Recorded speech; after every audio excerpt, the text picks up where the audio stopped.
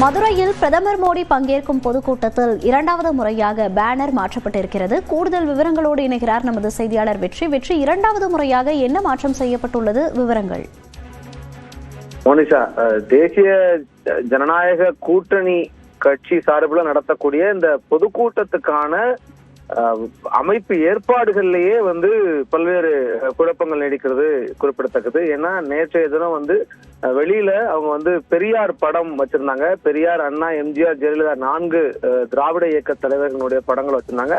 அதுல பெரியார் படம் வச்சது செய்திகள் வெளியானதுக்கு பிற்பாக உடனடியாக ஒரு சில மணி நேரங்களிலே பெரியார் படத்தை மாற்றிட்டு அந்த இடத்துல தாமரை சின்னத்தை வச்சாங்க.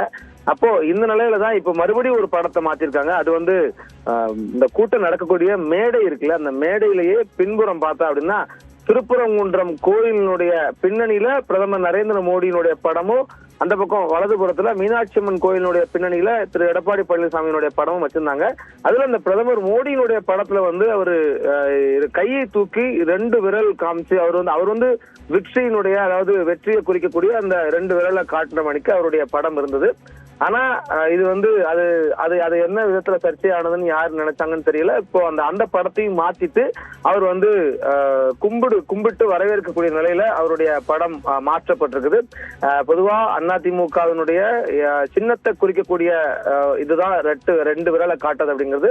இந்த இடத்துல அதிமுகவும் கூட்டணியில் இருக்கக்கூடிய அதனுடைய தலைமையில தமிழ்நாட்டுல கூட்டணி இயங்குதுன்னு சொல்லப்படக்கூடிய நிலையில அதனுடைய அந்த 2 விரலை காட்டி பிரதமர் இருந்த படத்தையே இப்ப மாற்றப்பட்டிருக்குது அப்படிங்கிறது குறிப்பிடத்தக்கது.